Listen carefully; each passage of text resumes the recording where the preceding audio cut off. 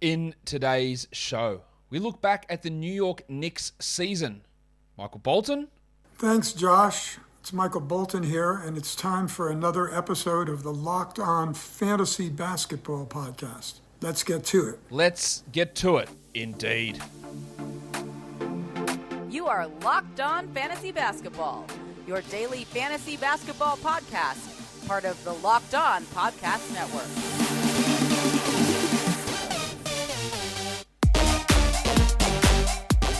Hello and welcome to the Locked On Fantasy Basketball Podcast brought to you by Basketball Monster. My name is Josh Lloyd and I am the lead fantasy analyst at basketballmonster.com and at Yahoo Sports Australia. And you can find me on Twitter as always at redrock_bball and on Instagram at Locked On Fantasy Basketball. Thank you for making Locked On Fantasy Basketball your first listen every day. We are free and available on all platforms. We're here to talk about the Knicks. Really disappointing season. They obviously overperformed last year.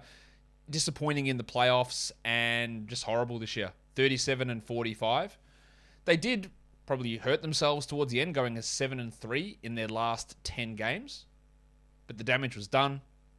I don't know whether Tom Thibodeau is going to be back as coach. Maybe you know by now. I don't know. His stubbornness definitely cost them, for sure. They're the 22nd best offense, 11th best defense, which, again, is credit to Tibbs to get him to that spot. But the stubbornness cost them plenty of games, I reckon. And they are better off, in my opinion, without him. Could be just me, though.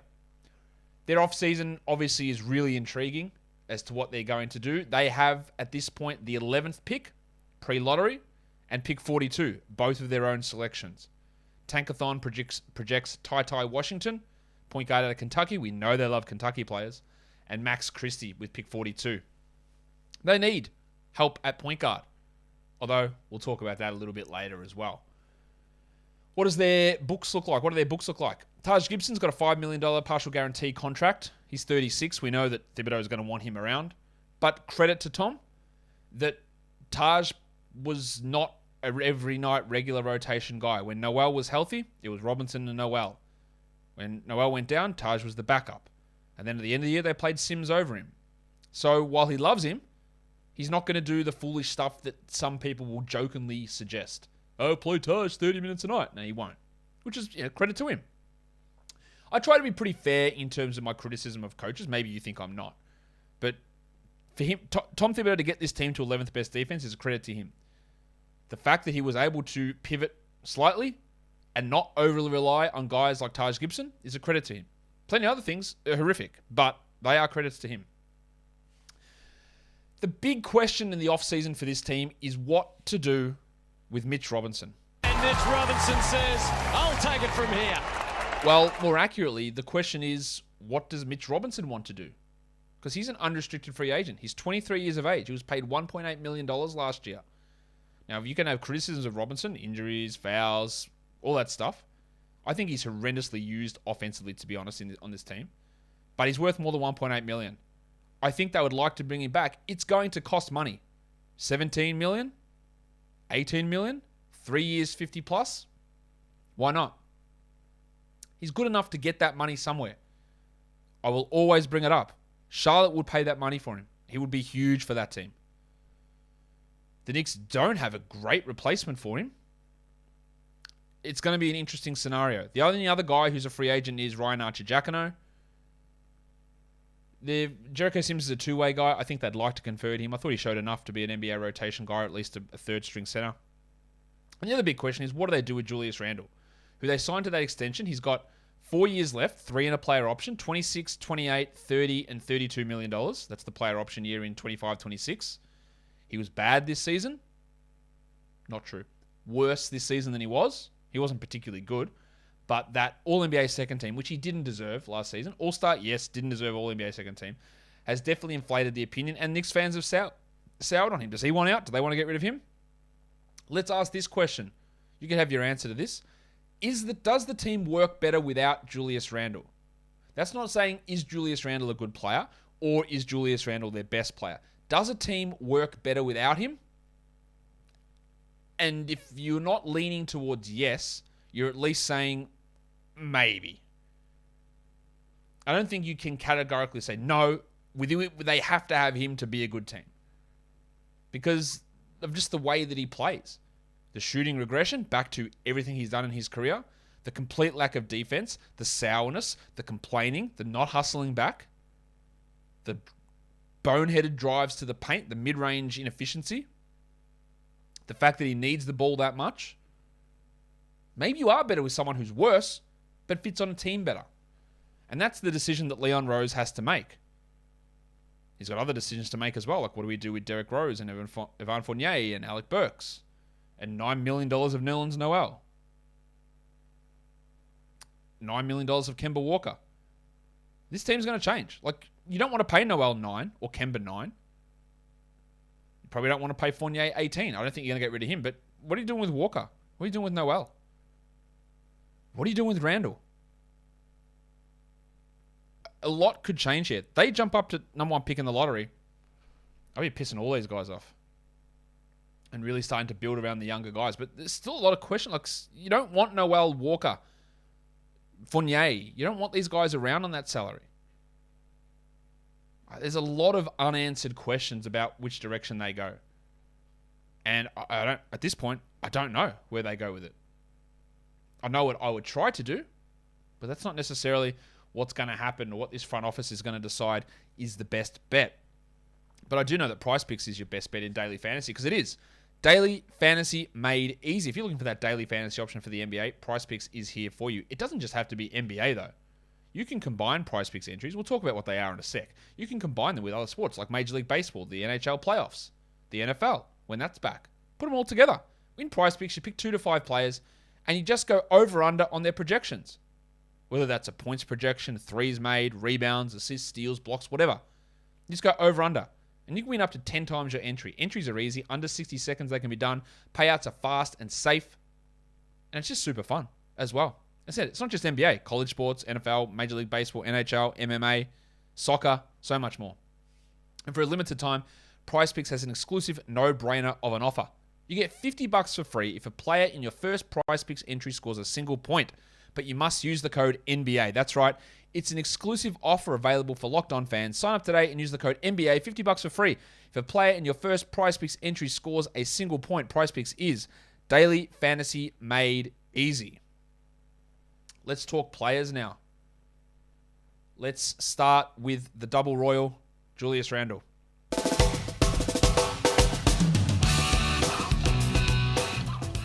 Now, his ADP was 28.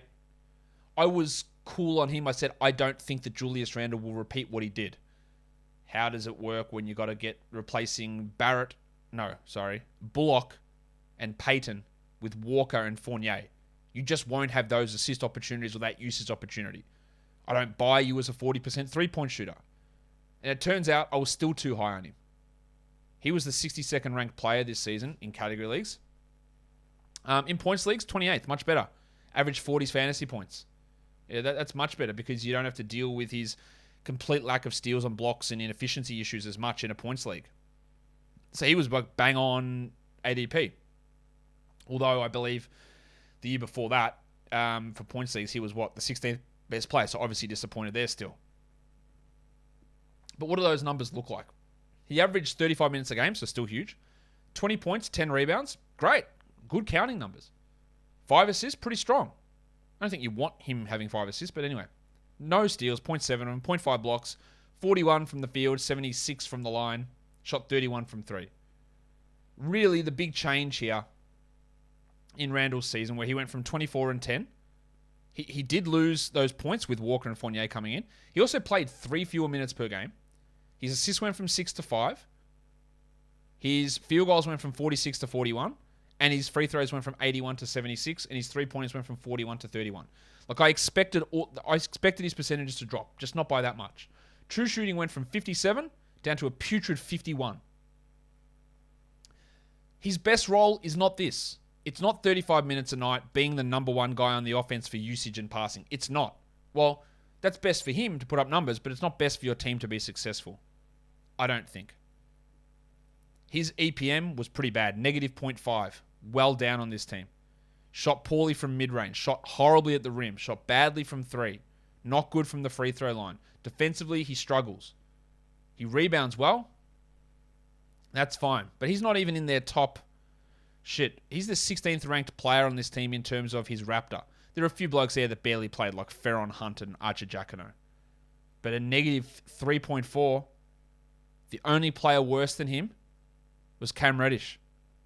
That's how negatively impactful Raptor thinks he was. His LeBron numbers are a negative. His Darko numbers, they're not strong. He just was a guy that did that thing where you put up 20 and 10. We're like, 20 and 10, boys, still 20 and 10. But the impact is just really bad.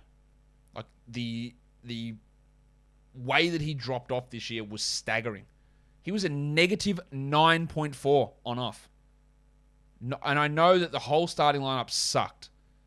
But that's actually horrible. This contract is rough. For a team to use him successfully, it needs to dial back. Not the contract. That can't be dialed back. His usage, his minutes, his time on the ball, it needs to dial back. Here's a question for you. Will Julius Randle ever have a top 50 fantasy season again? It can happen.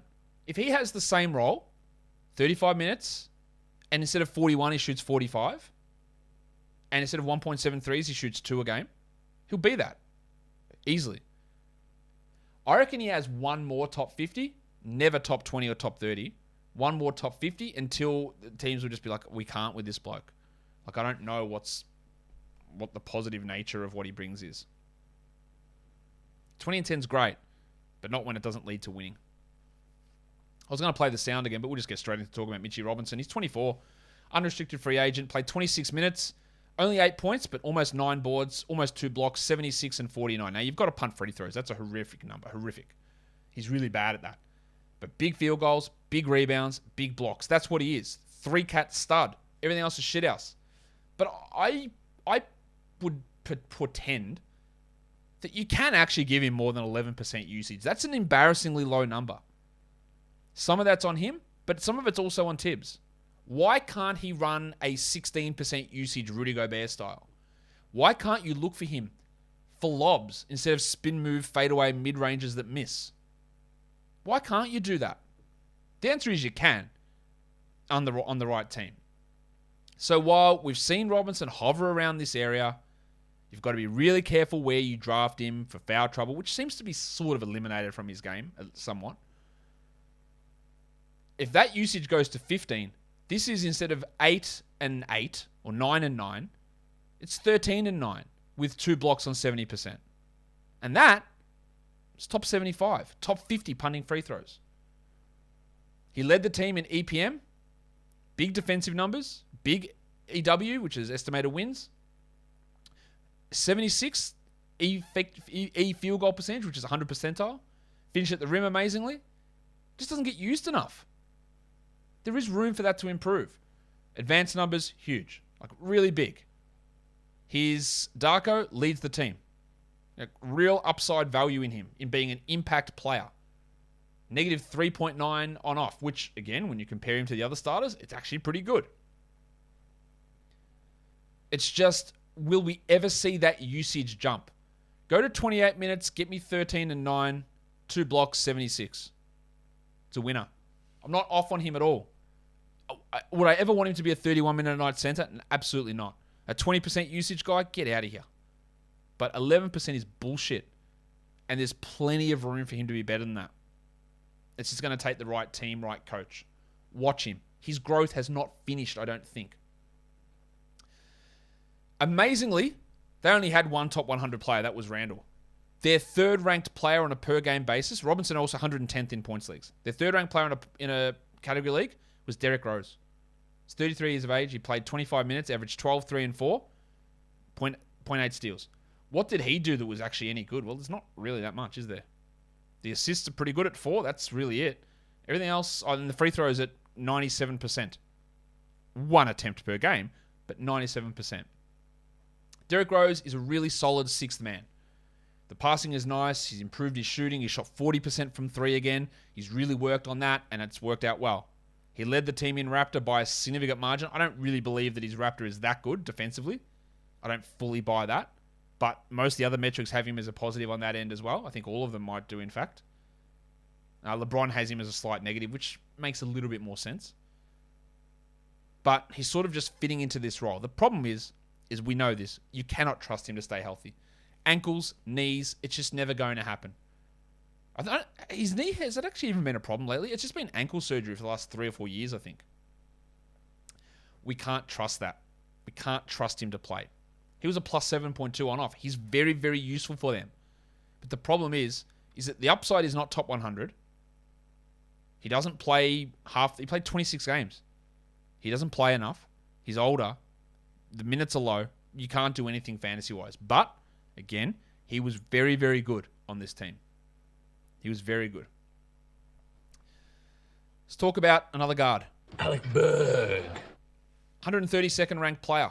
31 years of age, 29 minutes, 12, 5, and 3, a steal, 2 threes.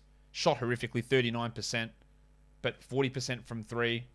Shot 53% of his shots from deep and had a true shooting of 56. Another one of those indications that, hey, the overall field goal percentage is not a complete indicator of how efficient he was. And that's why we should get rid of field goal percentage as a category in fantasy. At least replace it with the field goal percentage, where Berksy was 50th percentile.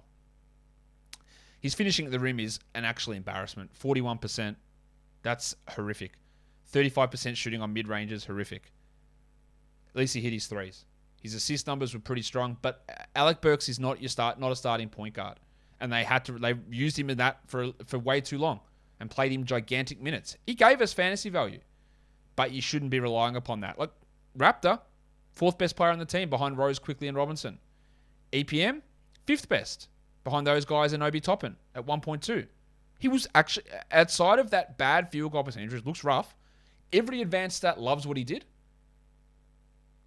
Everyone loves him. Even his on-off was a plus 6.6, despite starting as many games as he did. So while we can shit on Alec Burks, and I did plenty of times, not because of him, but because of the role that Thibodeau would put him in, he was actually really impactful, and he's been a positive player for 2+ years now, like really solid.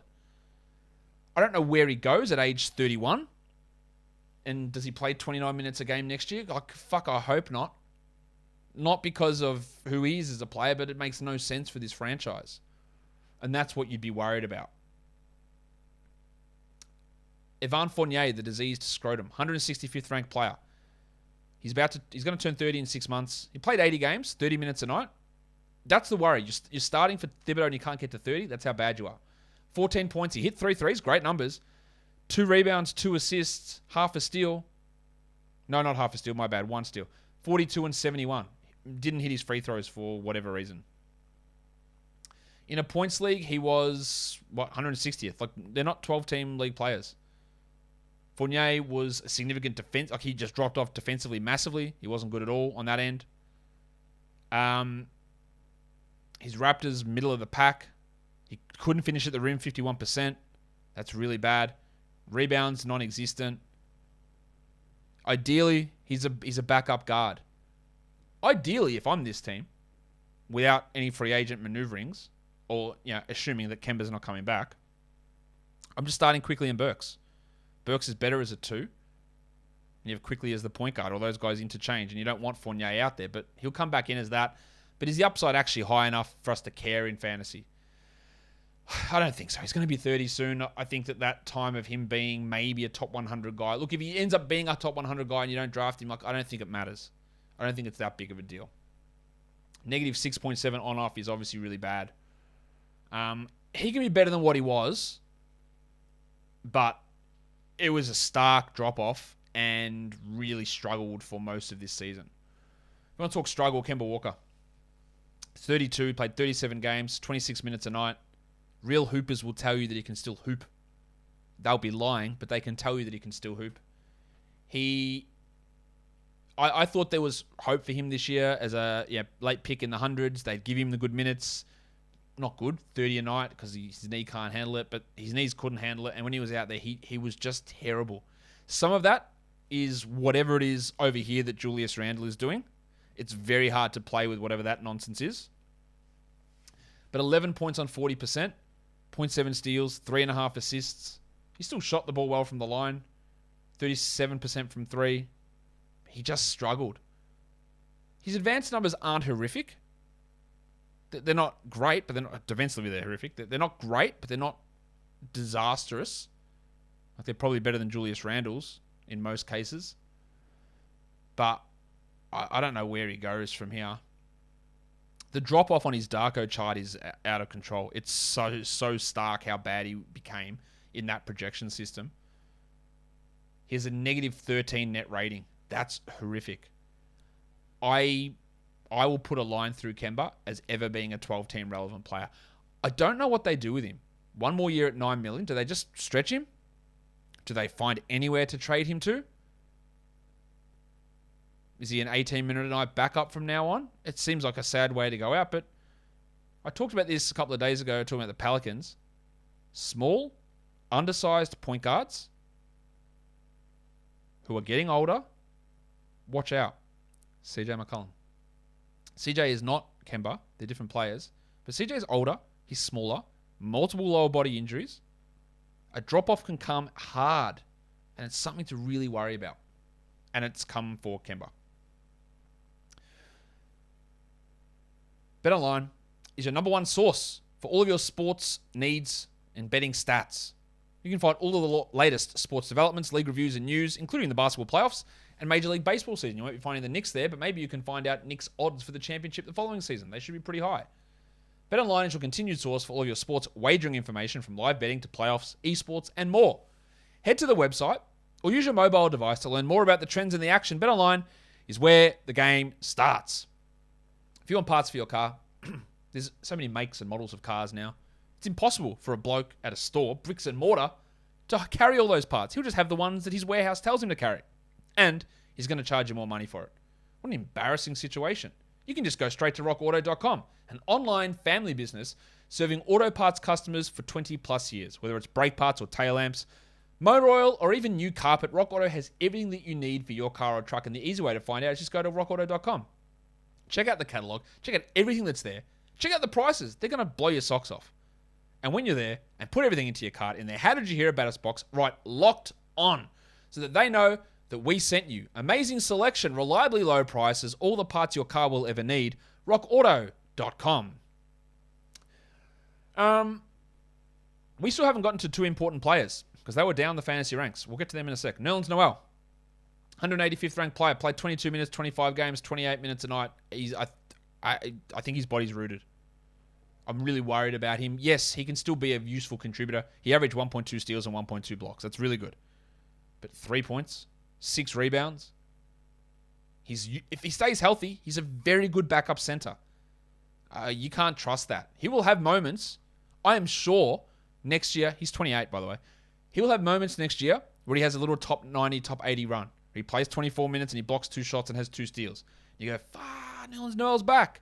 And then he'll get hurt again. And that's just how his body is at this point, unfortunately. Offensively, he was an impact stat disaster. Like, just really bad. But defensively, great. He also had 7% usage, which feels actually impossible. Like, how do you have 7%? And part of that is, again, Tom Thibodeau's offense is centers, please get out of the way. Even though you can't physically get out of the way because you can't space the floor at all. Just clog everything up, but never touch it. Offensive genius? Maybe not. Noel still has something to offer if he could stay healthy. You can't have faith in that. You can't at all. And we should never draft him in 12-team fantasy leagues. Now it's time to crack into some very interesting options. Big Immanuel Quickley. It's embarrassing to look at what Quickley did for the course of the season versus what happened at the end of the season. It's embarrassing. Because he was the 191st ranked player in category leagues. He's 183rd in points leagues, averaging 21 points. He played 23 minutes a night. 11 points, 3 rebounds, 3.5 assists. I don't think he blocked a single shot all year. 39% and 88. That's not great efficiency, 39%. True shooting of 54, not great either. What Quickley did over the last 13 games of the season? 17, 5, and 6. 42 and 81. Shooting 37% from 3. Over the last 25 games, 16, 5, and 5, a steal. 45 and 85, true shooting of 61. Why Tom Thibodeau would not give this guy starters minutes when you're benching Kemba and you're starting Alec. I'm sorry, kids. Alec fucking Burks. That's fireable. I don't give a fuck what he says. It's ridiculous that he wasn't given these minutes. And if they don't enter the season either with a huge point guard upgrade or him starting, he should be fired immediately. I don't think he's the greatest long-term prospect at all. Last 4 games, 21, 7, and 9, 1.3 steals in 35 minutes. Now, is that realistic for Tom Thibodeau's team to play your point guard starting point guard 35 minutes? Yeah. Now, the 27 usage, probably not because Randle wasn't there. Barrett was also hurt in some of those games. But shit, like, there's a top 100, top 70, top 60 player in here very easily. I guess who was second on this team in Raptor? Oh, it's Immanuel Quickley. Oh, guess who was second on this team in EPM? Oh, guess what? It was Immanuel Quickley. Guess who led this team in LeBron? Oh, guess what? It was Immanuel Quickley. Guess who's second on this team in Darko? Fuck, guess what? Immanuel Quickley. Guess who's on-off was plus 13.8? Immanuel Quickley. There is not one number, impact-wise, or even when given the opportunity, we can go, nah, he's got to play just 22 a night, mate. That's all he can handle. I am not the biggest fan of him as a player. I don't think he's going to be this future all-star. But holy shit, look at this roster. What have you done, Tom? It's got to happen next year.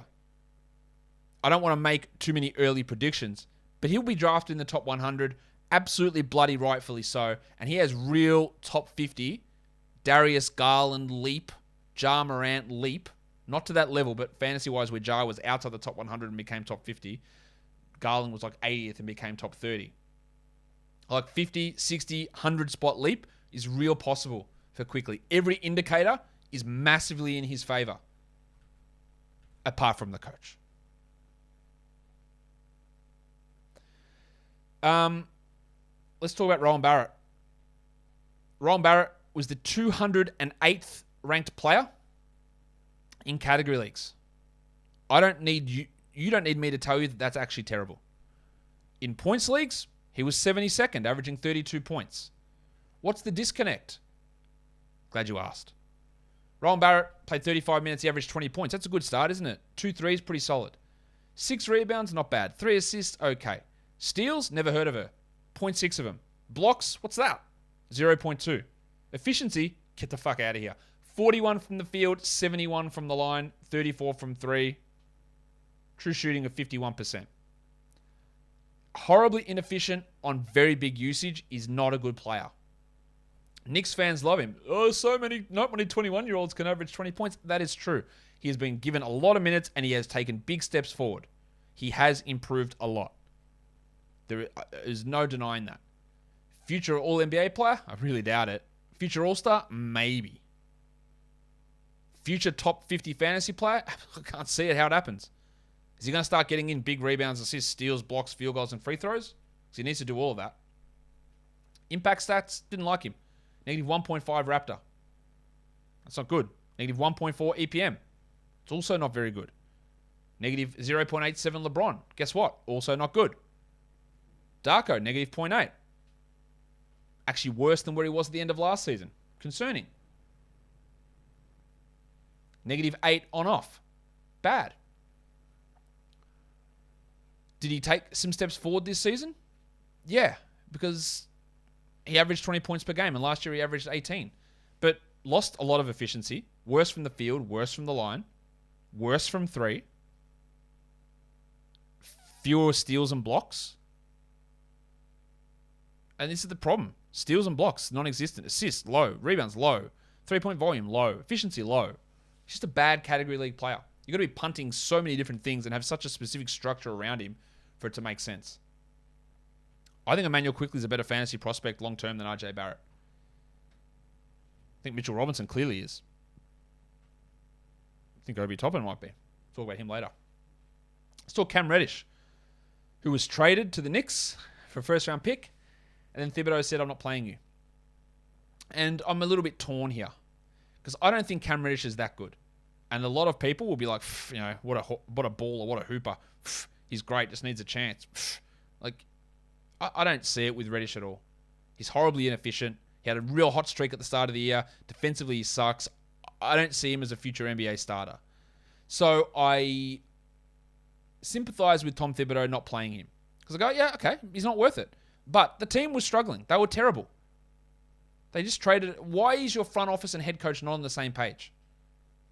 I think, to me, one of the most important things you need to have in an organization is the front office, and I'm probably going to go a little bit long on this show, but it's important to know. Your front office and your head coach need to be on the same page. They need to be. Hey, Tom, we're going to try bring this guy in. We think he's worth something.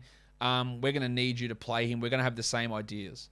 And if he says, no, I'm not playing him. I don't care that you gave a first-round pick. I'm not playing him. You need to fire him immediately. Not because Kam Reddish is a star.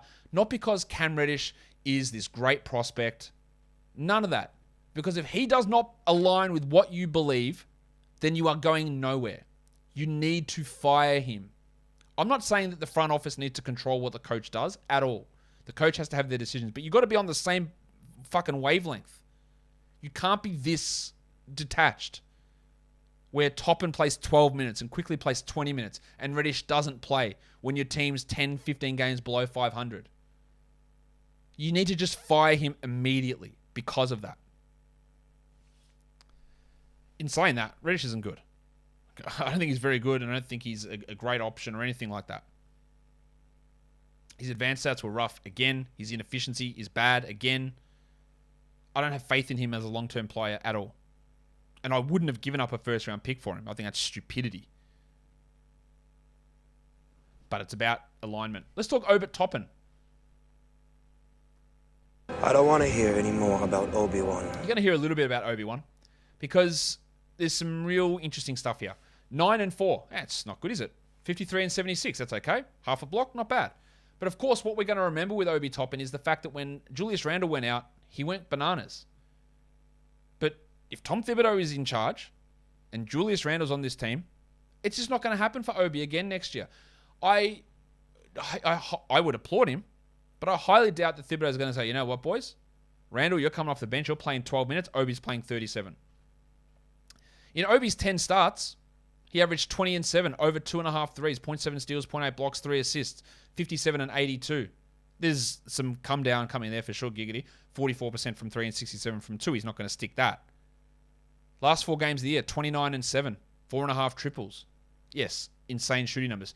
Don't suck in, giggity, onto the ranks of where he was at the end of the year because it's coming on insane, like 69 efficiency. Like it's not going to stick. The minutes aren't going to stick. The usage is not going to stick, most likely. But there were flashes there. I still worry about him a lot defensively. No more so than I worry about Julius Randle defensively. But I worry about him defensively. Toppin is, of course, older. We know this. He is, 24? He's 24, so he's not super old, but he's 24 still. But the opportunity is not going to come unless Randle's gone. I just cannot see them benching Randle for Toppin or 24-minute apiecing them. I don't see it happening. So while based on this, even this year, he was somehow drafted with an ADP of 138, which made no sense. I think we might be stuck in the same spot where he just doesn't get the opportunity. His advanced stats, by the way, all great. All great. 3rd in LeBron. 4th in EPM. His Raptor wasn't quite as good. 11th on the team there. Darko. Pretty strong. 4th. Took some big steps forward. I worry a little bit about his overall fantasy upside because of the lack of steals and blocks, but his ability to improve his efficiency and improve his assists, it's one to watch depending on what the moves they make are. It's one to watch. After that, there's a couple of guys we probably need to talk about here. Quentin, I'm not going to talk Taj Gibson. Let's talk Grimesy. 45 games for Quentin, 22 years of age, 17 minutes, 6 points, 2 rebounds. Thought he played pretty well when he was out there. Fantasy-wise, we didn't get to see a huge amount, but defensively, the impact stuff for him was very impressive. He's clearly ahead of Kam Reddish in terms of where he is on the court defensively. There's still a lot of issues with him shooting-wise. 40% total. 38% from 3 is good, but low volume and didn't hit his free throws, which gives you some worry. But I thought he did enough to be a wing rotation player with a little bit of upside. Jericho Sims, 13 minutes, 2 points, 4 rebounds, 0.5 blocks. When he was given an opportunity, he showed that he could do it. I think he should be their full-time, or they should find a way to make him their full-time backup center over Noel next year. There was enough there for me to get interested in what he provided.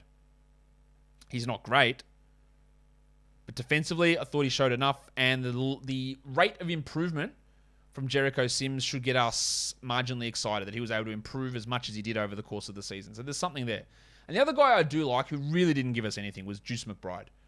9 minutes a game, 2 points, shot under 30%. Like, all of that is really rough. It's quite bad. His advanced numbers are quite bad in most of them. LeBron, though, likes him. And LeBron's one of those stats, one of those advanced stats, that when looks at guys in limited minutes, tries to not elevate them too high and elevate them too low. It's all regularized. I can't remember what the exact term is. But you'll see that there were some sites where, hey, they played so few minutes and they shot 30% that we drop him way down. LeBron doesn't quite do that. So he's sort of in the middle there. And actually came in rated ahead of Noel, Derrick Rose, Kemba Walker, RJ Barrett, Evan Fournier. That's Juice McBride. I think you want to talk about Jose Alvarado? You want to talk about Patrick Beverley? There is a career like that for Juice around. Might not get there, but he's someone that in a very deep dynasty format, stock is very low. I actually like him more as a fantasy prospect than Grimes, even though Grimes is already entrenched in a rotation, I think.